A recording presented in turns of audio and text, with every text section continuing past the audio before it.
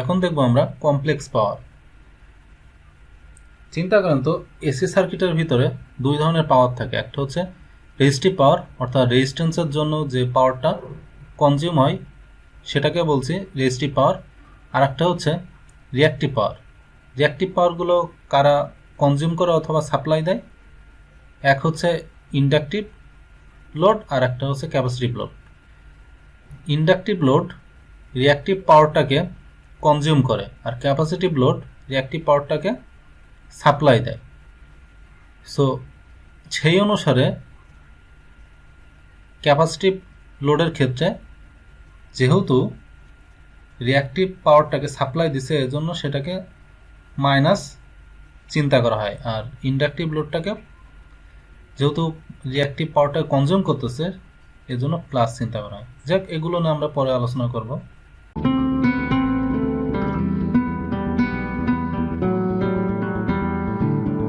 Welcome to my channel diversity 360। ছাত্রছাত্রীদের স্বপ্ন পূরণই আমাদের লক্ষ্য। তিনটি বিষয়ের উপরে আমরা গুরুত্ব দিয়ে থাকি। 1 নম্বর অ্যাডমিশন গাইডলাইন। আপনি অ্যাডমিশনে ভালো ইউনিভার্সিটি চান্স পেতে চান, যেমন ঢাকা ইউনিভার্সিটি, বুয়েট, মেডিকেল, এগুলোর গাইডলাইন ভিডিও আপনি আমাদের চ্যানেলে পাবেন। 2 জব গাইডলাইন। ট্রিপলিতে বিএসসি শেষ করার পরে আপনি হতাশায় ভুগছেন, কিভাবে চাকরির প্রস্তুতি নেবেন, আপনি সবগুলো ভিডিও আমাদের এই প্লেলিস্টে পাবেন। ট্রিপলি কোর্স ওয়াইজ যে ভিডিও, যেমন VLSI lab, VLSI theory, DSP lab থেকে শুরু করে বিভিন্ন ধরনের ভিডিও আমাদের এই চ্যানেলে পাবেন। এজন্য আমার এই চ্যানেলের একটা মাত্র অবজেক্টিভ রেখেছি, তোমাদের সফলতা আমাদের প্রশান্তি। শুরুতে আমি S is equal to P plus j Q এভাবে লিখতে পারি। সো এটাকে যদি এভাবে লিখি তাহলে ট্রায়াঙ্গুলার ফর্মে আমি এটাকে এভাবে লিখতে পারি যে এক্স এক্সিস বরাবর পি আর ওয়াই এক্সিস বরাবর কিউ নিলে এই দুটো ট্রায়াঙ্গুলারলি মিট করতেছে এস এই এক্সপ্রেশনের মাধ্যমে। এটাকে ত্রিভুজ সূত্র বলে, যে এই দিক বরাবর পি এই দিক বরাবর কিউ হলে এই দুটো রেজাল্টেন্টটা হবে ঠিক অপোজিট বরাবর। সো এটাকে ট্রায়াঙ্গুলার ফর্মুলা বলে। সো এই অনুসারে আমার এক্সপ্রেশনটা এটা লিখলাম। এখন এটা যদি আমি ম্যাগনিটিউডটা বের করতে চাই শুধু, তাহলে রুট করতে পারবো, এটাকে পি স্কয়ার এটাকে কিউ স্কয়ার করে রুট করতে পারবো। সো এই এক্সপ্রেশনটা আমরা জানি। এখন আমি সিঙ্গেল ফেজের জন্য যদি টোটাল কমপ্লেক্স পাওয়ার বের করতে চাই, তাহলে S is equal to VL IL লিখতে পারি। এখানে ভিএল আইএল কি? ভি হচ্ছে লোডের অ্যাক্রসের ভোল্টেজ আর লোড দিয়ে যে পরিমাণ কারেন্ট যাচ্ছে। এখন অনেক সময় আমার সার্কিটের ভিতরে নন সাইনুসয়েডাল ওয়েভ দেওয়া থাকে, সেক্ষেত্রে কিন্তু ওইটার ম্যাক্সিমাম ভ্যালুগুলো না নিয়ে আরএমএস ভ্যালু কনসিডার করা হয়। তখন ভোল্টেজটা আরএমএস ভোল্টেজ নিব আর কারেন্টটা আইআরএমএস নিব। সো এটা গেল অ্যাপারেন্ট পাওয়ারের একটা এক্সপ্রেশন। এই অ্যাপারেন্ট পাওয়ারের এক্সপ্রেশন দিয়ে আর এই ট্রায়াঙ্গুলারটা দিয়ে, সো এখানে খেয়াল করেন থেটা মানে হচ্ছে ওই ইম্পিডেন্স অ্যাঙ্গেল বোঝায়, অথবা এস এবং পির মধ্যবর্তী যে অ্যাঙ্গেলটা বোঝায়। এই থেটা এই ট্রায়াঙ্গুলার ফর্ম থেকে কিন্তু আমরা এই তিনটে এক্সপ্রেশন আনতে পারি। কস থেটা মানে হচ্ছে ভূমি বাই অতিভুজ। তো এখানে দেখেন ভূমি হচ্ছে এটা, এটা হচ্ছে লম্ব আর এটা হচ্ছে অতিভুজ। সো ভূমি বাই অতিভুজ মানে কস থেটা। আর সাইন থেটা হচ্ছে লম্ব বাই অতিভুজ। তো এটা আমার লম্ব আর এটা হচ্ছে অতিভুজ, তো লম্ব বাই অতিভুজ। আর ট্যান থেটা মনে হচ্ছে লম্ব বাই ভূমি। সো এটা হলো আমার লম্ব, এটা হলো আমার ভূমি। So tan theta is equal to Q by P. এবং এই এক্সপ্রেশনগুলো থেকে কিন্তু আমি এক্সপ্রেশন লিখতে পারি। তাহলে পি ইজ ইকুয়াল টু কি লিখতে পারি? S cos theta. Q is equal to কি লিখতে পারি? S sine theta. আর এখান থেকে একই রকমভাবে Q is equal to P tan theta. So Q এর দুটো এক্সপ্রেশন আছে, একটা হচ্ছে যদি এস এর সাথে আমি রিলেট করতে চাই তাহলে Q is equal to S sine theta, আর কিউটাকে যদি আমি পির সাথে রিলেট করতে চাই তাহলে পি ইন্টু ট্যান থেটা মানে হচ্ছে কিউ। সো এই যে এক্সপ্রেশনগুলো ফর্মুলাগুলো বললাম, এগুলো আপনি একটু মুখস্থ মতো করে ফেলবেন, কারণ এইটা দিয়ে আমাদের সামনে ম্যাথ করা লাগবে। এখানে দেখতেই পাচ্ছেন 3 ফেজ সিস্টেম নিয়েছি। একটু আগে যা বলতেছিলাম এগুলো সব সিঙ্গেল ফেজ। 3 ফেজ সিস্টেমে একটা ডেল্টা কানেক্টেড লোড আছে আর একটা ওয়াই কানেক্টেড লোড আছে। এখানে ডেল্টা কানেক্টেড লোডের অলরেডি এগুলো সম্পর্কে সামনে দেখেছি আমরা, আর একটু দেখিনি যে এটা লাইন দিয়ে যে কারেন্ট আছে লাইন কারেন্ট, আর এ এবং বি এটা হচ্ছে লাইন টু লাইন ভোল্টেজ। আর এটাকে বলছি আমরা ফেজ ভোল্টেজ, এগুলো অলরেডি সামনে দেখেছি আমরা। তো এখন ডেল্টা কানেক্টেড লোডের ক্ষেত্রে লাইন টু লাইন যে ভোল্টেজটা সেটা ফেজ ভোল্টেজের সমান হয়, আর লাইন যে কারেন্টটা সেটা ফেজ কারেন্টের √3 গুণ হয়। এবং শুরুতেই কিন্তু আমরা এখানে 0 ডিগ্রি অ্যাঙ্গেল দেখছিলাম, মনে আছে কিনা? এখানে 0 অ্যাঙ্গেল ডিগ্রি। সো এখানে কিন্তু 30 ডিগ্রি আসলো কিভাবে? কারণ 30 ডিগ্রি আসলে যখন লোড নেওয়া হয় ডেল্টা কানেক্টেড বা ওয়াই কানেক্টেড, তখন আসলে এই 30 ডিগ্রির হিসাবটা চলে আসে। সো যখনই দেখবেন আপনার Y connected delta connected load নেওয়ার কাজ, তখন আপনি 30 ডিগ্রি আনতে পারেন, -30 ডিগ্রি। সো কারেন্টের ক্ষেত্রে এটা -30 ডিগ্রি হবে। ভোল্টেজের ক্ষেত্রে আমরা এখানে দেখব কি হয়। এটা ওয়াই কানেক্টেড একটা লোড। এই ওয়াই কানেক্টেড লোডের ক্ষেত্রে এটাকে স্টার কানেক্টেড লোডও বলে অনেক সময়। সো এই ওয়াই কানেক্টেড লোডের এরগুলোকে বলা হয় line current, line current, line current. আর লাইন টু লাইন ভোল্টেজ হচ্ছে এই লাইন আর এই লাইনের মধ্যে হতে যে ভোল্টেজ, লাইন ভোল্টেজ। এখন দেখব এখান থেকে এই ভোল্টেজ ডিফারেন্সটা হলো ফেজ ভোল্টেজ, ডেল ফাই দ্বারা ডিফাইন করছে। তো এই লাইন টু লাইন ভোল্টেজের সাথে ফেজ ভোল্টেজ রিলেশনটা অলরেডি আমরা জানি যে √3 দিয়ে গুণ হবে এবং অ্যাঙ্গেল +30 ডিগ্রি হবে। এর আগে কিন্তু +30 ডিগ্রি এখানে ছিল না, দেখেন +30 ডিগ্রি কিন্তু ছিল না। এটা ছিল যেহেতু সোর্সের ক্ষেত্রে, এখানে এর জন্য ছিল না। বাট এখানে যদি আপনার লোডের ক্ষেত্রে হয়, আপনি +30 ডিগ্রি আনবেন। আর এই লোডের মধ্য দিয়ে এই লাইন দিয়ে যে কারেন্টটা আছে সেই কারেন্টটাই কিন্তু আবার এই ফেজের মধ্যে দিয়ে আছে। সো এই জন্য ওয়াই কানেক্টেড লোডের ক্ষেত্রে লাইন কারেন্ট আর ফেজ কারেন্ট সমান। So line current phase current সমান। সো ডেল্টা কানেকশন এবং ওয়াই কানেকশনের মধ্যে পার্থক্যটা বুঝতেন, জাস্ট অপোজিট। এখানে ভোল্টেজ, লাইন ভোল্টেজ আর ফেজ ভোল্টেজ সমান, আর এখানে লাইন কারেন্ট আর ফেজ কারেন্ট সমান।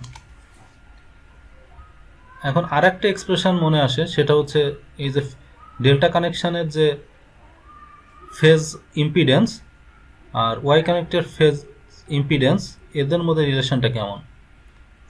এই ডেল্টা কানেক্টেড লোডের ক্ষেত্রে ফেজ যে ইম্পিডেন্সটা সেটা ওয়াই কানেক্টেডের ফেজ ইম্পিডেন্সের তুলনায় 3 গুণ বড়। সো 3 গুণ বড় লিখেছি।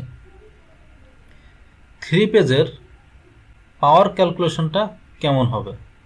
দুইভাবে ক্যালকুলেশন করা যায়, একটা হচ্ছে লাইন কোয়ান্টিটিস দিয়ে আর একটা হচ্ছে ফেজ কোয়ান্টিটিস। লাইন কোয়ান্টিটিস বলতে হচ্ছে লাইন ভোল্টেজ আর লাইন কারেন্ট দিয়ে, আর ফেজ কোয়ান্টিটিস হচ্ছে ফেজ ভোল্টেজ আর ফেজ কারেন্ট। তার মানে এখানে বোঝাইতেছি এটা হচ্ছে লাইন কারেন্ট, আবার এটাও কিন্তু ফেজ কারেন্ট, আর এইটা হচ্ছে লাইন ভোল্টেজ, আর এই ভোল্টেজটুকু হচ্ছে ফেজ ভোল্টেজ। সো আশা করি বুঝতে পারছেন। এখন যদি এখানে দেখেন লাইন কোয়ান্টিটিস দিয়ে আপনি 3 ফেজের রিয়েল পাওয়ারটা ক্যালকুলেট করেন, তাহলে হবে √3 VLIL cos θ, আর রিয়াক্টিভ পাওয়ারটা হবে √3 VLIL sin θ। ফেজ কোয়ান্টিটির জন্য 3 ফেজের রিয়েল পাওয়ারটা হবে 3 V phase voltage phase current cos θ, আর এটার জন্য হবে sin θ। সো ফেজ কোয়ান্টিটির জন্য 3 দিয়ে গুণ হয়, আর লাইন কোয়ান্টিটির জন্য √3 দিয়ে গুণ হয়। সো এটা মনে রাখবেন। আর এই ভোল্টেজগুলো কিন্তু লাইন ভোল্টেজ, লাইন কারেন্ট, আর এটা হচ্ছে ফেজ ভোল্টেজ, ফেজ কারেন্ট। এখন আরও একটা গুরুত্বপূর্ণ জিনিস আমরা দেখব, series RLC circuit. Series RLC circuit কেন বলা হয়েছে? কারণ আর, এল এবং সি এই তিনটে সিরিজে কানেক্টেড আছে। সো এখানে দেখতেই পাচ্ছি যে আর, এটা এল, আর এটা সি। এটা এল মানে ইন্ডাকটেন্স, আর এটা হচ্ছে ক্যাপাসিটেন্স। সো এগুলো কিন্তু সিরিজে আছে। তো এইটার যদি আমি টোটাল ভোল্টেজটা বের করতে চাই, তাহলে কার্শফের সূত্র অনুসারে total voltage is equal two এর ভিতর যে কারেন্ট যাচ্ছে আর এর ভিতর যে ইম্পিডেন্স, তাদের গুণ নিব। সো তাদের গুণ নিয়েছি। এখন জেডটাকে আমি চাইলে এভাবে লিখতে পারি আর প্লাস এটা হচ্ছে যে এক্সেল। এক্সেল মানে তো বুঝেন যে ইন্ডাকটেন্সের অ্যাক্রসে যে পরিমাণ রিয়াক্টেন্সটা ড্রপ করে, আর এটা হচ্ছে ক্যাপাসিটেন্সের অ্যাক্রসে যে পরিমাণ রিয়াক্টেন্স ড্রপ করে। আর ক্যাপাসিটেন্সের ক্ষেত্রে কিন্তু মাইনাস হয়, এজন্য plus j X L minus j X C. যেটা কমন নিলে এমন দেখায়, এখন আমি যদি কারেন্টটা বের করতে চাই তাহলে ভিকে এই টোটাল ইম্পিডেন্স দিয়ে ভাগ করলে এটা পাবো। এখানে দেখেন কমপ্লেক্স ইকুয়েশন এটা, কারণ এর ভিতরে যে আছে। ম্যাগনিটিউড যদি আপনি বের করতে চান তাহলে ভিকে আপনি এটার ম্যাগনিটিউড নেবেন, যে রিয়েল অংশ স্কোয়ার প্লাস ইমাজিনারি অংশ স্কোয়ার। সো আমার আয়ের এক্সপ্রেশনটা এমন দাঁড়াবে। আর এক্সেল ইজিক্যাল টু আমরা কি জানি, এটার রিয়াক্টেন্সটা, ইন্ডাকটিভের যে রিয়াক্টেন্স, সেটাকে এই ইন্ডাকটেন্সের জন্য রিয়াক্টেন্সের ফর্মুলা লিখি X L is equal to omega L. আর এই ক্যাপাসিটেন্সের জন্য রিয়াক্টেন্সের ফর্মুলাটা আমরা লিখি 1/ওমেগা সি। এরপরে এই সার্কিটটা কখন রেজোনেন্স অবস্থায় কাজ করবে? রেজোনেন্স অবস্থায় কাজ করা মানে হচ্ছে যে ডিরেকশানে রিয়াক্টিভ পাওয়ার সাপ্লাই দিবে এই সার্কিটটা কখন রেজোনেন্স কন্ডিশন ফলো করবে, যখন কিনা এই ইন্ডাকটিভ যে লোডটা যখন রিয়াক্টিভ পাওয়ার কনজিউম করবে যে পরিমাণ, ক্যাপাসিটিভ লোডটা বা ক্যাপাসিটেন্সটা ঠিক সেই পরিমাণ রিয়াক্টিভ পাওয়ার সাপ্লাই দিবে। অর্থাৎ এ যদি সাপ্লাই দেয়, এ কনজিউম করবে, পরস্পরকে নিউট্রালাইজ করে দিবে। সেই কন্ডিশনে আমরা এটাকে সিরিজ রেজোনেন্স বলবো। সো এই জন্য এইটার যে ইন্ডাকটেন্স বা রিয়াক্টেন্স আর এইটার যে রিয়াক্টেন্স পরস্পর কি হবে? সমান হবে। সমান মানে হচ্ছে এটার রিয়াক্টেন্স যদি পজিটিভ হয়, সেম পরিমাণের রিয়াক্টেন্স এটা নেগেটিভ হবে। সাপোজ এটা যদি 50 হয়, এটা হবে -50। সো +50 আর -50 কেটে 0। সো এই দুটোর ইফেক্ট তখন থাকবে না। ফুল সার্কিটটা তখন রেজিস্টিভ লোডের মতো কাজ করবে বা রেজিস্ট্যান্সের মতো কাজ করবে। তো সেই কন্ডিশনটা আমরা যদি অ্যাপ্লাই করি তাহলে এখান থেকে দেখতে পারবো যে X L is equal to omega L, X C মানে 1/ওমেগা সি। সেখান থেকে এক্সপ্রেশন থেকে আমরা ওমেগা আর ইজিক্যাল টু 1/√LC লিখতে পারি। ওমেগা আর মানে হচ্ছে 2πf। সো এখান থেকে resonance frequency FR is equal to 1/2π√LC লিখতে পারি। এই এফআরটাকেই বলছি আমরা রেজোনেন্স ফ্রিকোয়েন্সি, এবং এই ফ্রিকোয়েন্সির মান দিয়ে আমরা অনেক ম্যাথ করবো সামনে, এটা অবশ্যই মুখস্থ রাখবেন। কোয়ালিটি ফ্যাক্টর বলে একটা জিনিস আছে। কোয়ালিটি ফ্যাক্টর মানে হচ্ছে omega R by del omega. So এই জিনিসটা বুঝতে গেলে অবশ্যই আপনাকে এই গ্রাফটা বুঝতে হবে। এটা হলো আই ভার্সেস ওমেগা মানে ফ্রিকোয়েন্সির একটা গ্রাফ আরএলসি সার্কিটের জন্য। তো এই গ্রাফে আমরা দেখতে পাচ্ছি যে এই যে পিক পয়েন্টটা একটা সার্টেন ফ্রিকোয়েন্সিতে কারেন্টের ভ্যালু ম্যাক্সিমাম হয়। তো ওই ফ্রিকোয়েন্সিটাকেও আমরা নর্মালি বলি রেজোনেন্স ফ্রিকোয়েন্সি, এফআর বা ওমেগা। তো এখন এই কারেন্টের ভ্যালু এই পয়েন্টে এসে আরএমএস ভ্যালু শো করে, অর্থাৎ টোটাল পিকের √2 দিয়ে যদি ভাগ করি তাহলে এই পয়েন্টে আরএমএস কারেন্ট পাওয়া যায়। সো এই পয়েন্টে আরএমএস কারেন্ট পাওয়া যায়। সো গ্রাফটাকে দুটো অংশে সেট করছে, একটা হচ্ছে এই পয়েন্টে আর একটা হচ্ছে এই পয়েন্টে। সো এই পয়েন্টে যখন সেট করছে তখন ফ্রিকোয়েন্সিগুলো এর একটা হচ্ছে বের করা যায়। একটা হচ্ছে ওমেগা1 ফ্রিকোয়েন্সি, একটা হচ্ছে ওমেগা2 ফ্রিকোয়েন্সি। ওমেগা1 ফ্রিকোয়েন্সি আর ওমেগা2 ফ্রিকোয়েন্সিকে আবার পাওয়ার ফ্রিকোয়েন্সিও বলে, কারণ এই পয়েন্টে পাওয়ারটা অর্ধেক হয়ে যায়, এই জন্য হাফ পাওয়ার ফ্রিকোয়েন্সি বলে। সো এটা কিভাবে আসে সামনের একটা ম্যাথ আমরা দেখব, সেখানে বুঝবো। আপনি আমার প্লে লিস্টে গিয়ে সেই ম্যাথটা দেখে নিতে পারবেন। এখন আসেন ওমেগা আর এর এক্সপ্রেশন অলরেডি কিন্তু এখানে বের করে ফেলছি আমরা, ওমেগা আর ইজিক্যাল টু 1/√LC সেটা লিখলাম এখানে। আর ডেল ওমেগাটা ইজিক্যাল টু r/L কিভাবে আসলো এখানে খেয়াল করেন। এই ওমেগা2 এবং ওমেগা আর এর ডিফারেন্সটা আমরা বলছি ডেল ওমেগা, অর্থাৎ ব্যান্ড উইথ বলি এটাকে। অনেক সময় এটাকে শুধু বি দ্বারাও রিপ্রেজেন্টেশন করা হয়, এটা মনে রেখেন যে ম্যাথে করার সময় অনেক সময় বি দ্বারাও লিখতে পারি। সো এদের ভ্যালুটাই হচ্ছে r/L। সো r/L এর ভ্যালুটা এখানে বসাইছে। সো বসানোর পরে ক্যালকুলেশন করলে সিরিজ সার্কিটের জন্য কোয়ালিটি ফ্যাক্টরের ভ্যালু আসে 1/r into √L by √C। So এই এক্সপ্রেশনটাকে আপনি মনে রাখবেন, আপনার ম্যাথ করতে লাগবে। এখন আপনি পার ইউনিট ব্যান্ডউইথ যদি বের করতে চান বির ভ্যালু, তো এই পার ইউনিট ব্যান্ডউইথ খুব সহজে বের করা যাবে। পার ইউনিট ব্যান্ডউইথ মূলত আমরা এই ডেল ওমেগাকে বলছি পার ইউনিট ব্যান্ডউইথ। এই পার ইউনিট ব্যান্ডউইথের এক্সপ্রেশন হচ্ছে রেজোন্যান্স ফ্রিকোয়েন্সিকে যদি এই কোয়ালিটি ফ্যাক্টর দিয়ে ভাগ করা হয় অথবা রেশিও নেওয়া হয় তাহলে আমরা পার ইউনিট ব্যান্ডউইথ কিন্তু পেয়ে যাব। আরও একটা জিনিস আমার বের করা লাগতে পারে, এই ওমেগা 1 এর ভ্যালু বের করা লাগতে পারে, ওমেগা 2। চিন্তা করে দেখেন তো, ওমেগা 1টা হচ্ছে এই ওমেগা আর এর তুলনায় ছোট। কতটুক ছোট এখানে দেখেন, ডেল ওমেগা বাই 2 ছোট, কারণ পুরোটাই যদি ডেল ওমেগা হয় তাহলে এই অর্ধেকটা হবে ডেল ওমেগা বাই 2। তাহলে এই পয়েন্টটা এই ওমেগা আর এর পয়েন্ট থেকে ডেল ওমেগা বাই 2 ছোট, সেটাই লিখছি। আর ওমেগা 2 বের করতে পারলে তাহলে কি হবে, এই ওমেগা আর এর তুলনায় ডেল ওমেগা বাই 2-র চেয়ে বড়।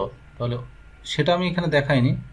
ওমেগা 2 ইজ ইকুয়াল টু আমরা তাহলে লিখতে পারবো omega R plus del omega by 2, এটা লিখতে পারবো। সো আমরা যখন ম্যাথ করব ডেল ওমেগাটাকে এই বি দ্বারা রিপ্রেজেন্ট করব। সো এই টাইপের ম্যাথ আমার প্লেলিস্টে আছে, আপনি এসি সার্কিটের যে প্লেলিস্টটা পাবেন আমার ইউটিউবের, সেখান থেকে আপনি এই ধরনের ম্যাথ দেখে নেবেন, কারণ এগুলো কিন্তু ডিপিডিসি, ডেসকো, নেসকো, পিএসবি সব জায়গায় আসে। এসি সার্কিটের উপরে কম বেশি অনেক ম্যাথ আসে ফাইনাল পরীক্ষায়, তো এই ফর্মুলাগুলো আপনি অত্যন্ত গুরুত্ব সহকারে পড়বেন। এরপর আমরা প্যারালাল আরএলসি সার্কিটে যাব। প্যারালাল আরএলসি সার্কিটের কেন বলা হয়েছে, কারণ এখানে দুটো ব্রাঞ্চ পরস্পর প্যারালাল আছে। একটা ব্রাঞ্চে রেজিস্ট্যান্স আছে আর ইন্ডাকটিভ লোড আছে, আর একটাতে রেজিস্ট্যান্স আর ক্যাপাসিট্যান্স আছে, এবং এরা পরস্পর প্যারালাল, এজন্য বলছি প্যারালাল আরএলসি সার্কিট। আর এল আর সি সার্কিট রয়েছে। এই দুই ব্রাঞ্চ কখন রেজোনেন্স হবে, যখন কিনা এদের ইন্ডাকটেন্সের বা রিয়াকটেন্সের রেশিও আর এদের রিয়াকটেন্সের রেশিও সেম হবে। তার মানে এই ইন্ডাকটিভের অ্যাক্রসে যে রিয়াকটেন্স নিছি সেটা দেখেন, এবং তাকে আমি নর্মালাইজড করেছি, এদের স্কোয়ার ভ্যালু দিয়ে ভাগ করে নর্মালাইজড করেছি। একই রকমভাবে এখানে ক্যাপাসিট্যান্স যেটা দেখতে পাচ্ছেন, এই ক্যাপাসিট্যান্সের যে রিয়াকটেন্স, সেই রিয়াকটেন্সকে আপনি যদি নর্মালাইজ করেন এদের ভ্যালু দিয়ে, স্কোয়ারের ভ্যালু দিয়ে, সো এখানে যে রেশিওটা পাবেন, এই দুই রেশিও যখন সমান হবে তখনই এই দুই ব্রাঞ্চটা রেজোনেন্স কন্ডিশন ফলো করবে। একই রকমভাবে প্যারালাল সার্কিটের জন্য কোয়ালিটি ভেক্টরের ফর্মুলা আছে, বাট এখানের এক্সপ্রেশনটা সিরিজের এক্সপ্রেশনের তুলনায় জাস্ট অপোজিট। আপনি একটুখানি খেয়াল করেন তাহলে বুঝতে পারবেন। এখানে কোয়ালিটি ভেক্টর দেখেন 1/r, এখানে আর দিয়ে গুণ, এখানে 1/r দিয়ে গুণ, উপরে সি, এখানে কিন্তু নিচে সি, এখানে নিচে এল, এখানে উপরে এল, সো অপোজিট মনে রাখবেন। আর per unit bandwidth, resonance frequency same, এটা চেঞ্জ হয় না। প্যারালাল আরএলসি সার্কিট দিয়ে খুব একটা ম্যাথ পরীক্ষায় আসে না। আরএলসি সার্কিট যেটা সিরিজের জন্য, এটা খুবই ইম্পর্টেন্ট, এই ম্যাথগুলো অনেক আসে। এখন দেখব maximum power transfer theorem. DC সার্কিটের জন্য কিন্তু ম্যাক্সিমাম পাওয়ার ট্রান্সফার থিওরাম আমরা জানি, সেটাকে আমি আরও একটু রিক্যাপ করে নিয়েছি। একটা ডিসি সার্কিটের জন্য যে কোনো ডিসি নেটওয়ার্কে চাইলে একটা থেভেনিন ভোল্টেজ আর একটা থেভেনিন রেজিস্ট্যান্স দিয়ে কনভার্ট করা যায়, আর এই দুই টার্মিনালের অ্যাক্রসে একটা লোড রেজিস্ট্যান্স থাকে। তো এই সার্কিট দিয়ে এই লোড ম্যাক্সিমাম পাওয়ার কখন কনজাম্পশন করবে, যখন এই লোডের রেজিস্ট্যান্স এই থেভেনিন রেজিস্ট্যান্সের সমান হবে। সো এটা হচ্ছে ম্যাক্সিমাম পাওয়ার ট্রান্সফার এর বেসিক শর্ত। আর যখনই ম্যাক্সিমাম পাওয়ারটা এখানে কনজাম্পশন হবে, তার ভ্যালুটা কিভাবে নির্ণয় করব, এই থেভেনিন ভোল্টেজটাকে স্কোয়ার করব বাই 4 থেভেনিন করে নিব। সো এইটার উপর আমার ডিসি সার্কিটের প্লেলিস্টে অনেক ভিডিও আছে, আপনি সেখান থেকে দেখে নিতে পারবেন। আর এসি সার্কিটের জন্য দেখেন, শুরুতেই আমি সেকেন্ড পোর্শনটা আগে বোঝাই, কারণ সেকেন্ড পোর্শনের সাথে এই ডিসি সার্কিটের হুবহু মিল আছে। এখানে ভি থেভেনিন, এটাও ভি থেভেনিন দিছি, যেহেতু এটা ডিসি ভোল্টেজ, এটা এসি ভোল্টেজ। এটা আর থেভেনিন রেজিস্ট্যান্স, যেহেতু এটা এসি সার্কিট, এসি সার্কিটে কিন্তু রেজিস্ট্যান্স প্লাস রিয়াকটেন্স দুটোই থাকে, এই জন্য এটা ইম্পিডেন্স লিখছি। আর ডিসি সার্কিটে কিন্তু কোনো রিয়াকটেন্স থাকে না, এই জন্য রেজিস্ট্যান্স। আর এটা হচ্ছে লোড, লোডের ভিতরেও একই কথা, রেজিস্ট্যান্স এবং রিয়াকটেন্স দুটোই থাকে, এই জন্য ইম্পিডেন্স আকারে লিখছি। আর ডিসি সার্কিটে তো শুধু রেজিস্ট্যান্স থাকে। সো এই এক্সপ্রেশনটার এই ইম্পিডেন্স কখন ম্যাক্সিমাম পাওয়ারটা কনজাম করবে বা ট্রান্সফার করবে, যখন এই ইম্পিডেন্সের ভ্যালু, লোড ইম্পিডেন্সের ভ্যালু থেভেনিন ইম্পিডেন্সের ভ্যালুর কনজুগেটের সমান হবে। দেখতেই পাচ্ছেন যে ভ্যালুর কনজুগেট, এই কনজুগেট দ্বারা কি মিন করে, এখানে জেড থেভেনিন দিয়ে কি মিন করে, Z Thevenin is equal two resistance থেভেনিনের ভ্যালুটা আর রিঅ্যাক্ট্যান্স থেভেনিনের ভ্যালুটা। তো এখানে পজিটিভ ভ্যালু, আর যখনই কনজুগেট নেবেন এই পজিটিভটার হয়ে যাবে নেগেটিভ। সেটা কমপ্লেক্সের একটা বেসিক ফর্মুলা। যাই হোক, তাহলে বুঝতেই পারছেন এখানে যেহেতু সবই রিয়েল, তো এখানে কনজুগেট দেওয়া না দেওয়ার সমান কথা। আর এখানে যেহেতু ইমাজিনারি পার্ট আছে, এর জন্য কনজুগেট দিলে কিন্তু এই পোর্শনটা নেগেটিভ আসবে। আর এখানে ম্যাক্সিমাম পাওয়ারের ফর্মুলা হচ্ছে V thevenin square by 8 R thevenin. So এইটার সাথে এইটার পার্থক্য কোথায় বলেন তো? এখানে 4, এখানে 8, আর কোথাও কি পার্থক্য আছে? না। এখানে তাহলে মাঝখানে এই দুইটা কোথা থেকে আসলো?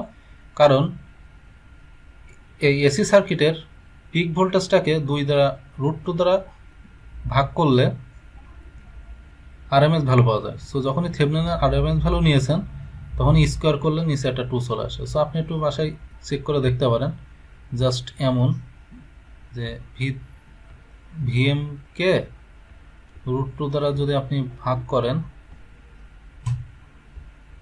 সো এটাকে আপনি আরএমএস ভ্যালু পাবেন, RMS value. So V Thevenin RMS ভ্যালুকে যদি আপনি এখন স্কোয়ার করেন, তাহলে এটাকে স্কোয়ার করলে নিচে রুটটা কি হয়ে যাবে? 2 হয়ে যাবে। সো সেই 2টা এখানে আসলে এই 4-এর সাথে যখন গুণ হয়, তখন কিন্তু এখানে 8 হয়ে যায়। তো আশা করি বুঝতে পারছেন। সো এক্সপ্রেশনটা দেখবেন। তো আজকে এ পর্যন্তই। এসি সার্কিটের সবগুলো ফর্মুলা আমি আপনাদেরকে দেখাই দিলাম। আপনার যদি এই ভিডিওটা ভালো লাগে, অবশ্যই আপনি আমার চ্যানেলে সাবস্ক্রাইব করে যাবেন এবং পাশের বেল আইকনটা প্রেস করে যাবেন, কারণ নতুন নতুন ভিডিও আমি চ্যানেলে আপলোড দিব, যেগুলো আপনার জব পরীক্ষায় জন্য খুবই সহায়ক। কারণ এই ধরনের ফ্রি জিনিসগুলো আপনি যদি সহজে ইউটিলাইজ করতে পারেন, আপনি কিন্তু যে কোনো ধরনের কঠিন পরীক্ষায় আপনি উত্তীর্ণ হবেন। তো আজকে এ পর্যন্তই। নেক্সট এপিসোডে এবং ভিডিওতে দেখা হবে আপনাদের সাথে। আল্লাহ হাফেজ, আসসালামু আলাইকুম। আপনি যদি আমার এই চ্যানেলে নতুন হয়ে থাকেন, অবশ্যই সাবস্ক্রাইব করবেন এবং পাশের বেল আইকনটি প্রেস করবেন, কারণ আমি যখনই নতুন ভিডিও ইউটিউবে আপলোড দিব, আপনি সাথে সাথে এই ভিডিওটা দেখে নিতে পারবেন। আপনি আপনার প্রস্তুতিটাকে অনেকটা স্ট্রং করে ফেলতে পারবেন। আর কোথাও কোনো বুঝতে অসুবিধা হইলে এই ভিডিওর কমেন্ট বক্সে আপনি আপনার কোশ্চেনটা করবেন, আমি অ্যান্সার দেওয়ার চেষ্টা করব। ধন্যবাদ সবাইকে। আসসালামু আলাইকুম।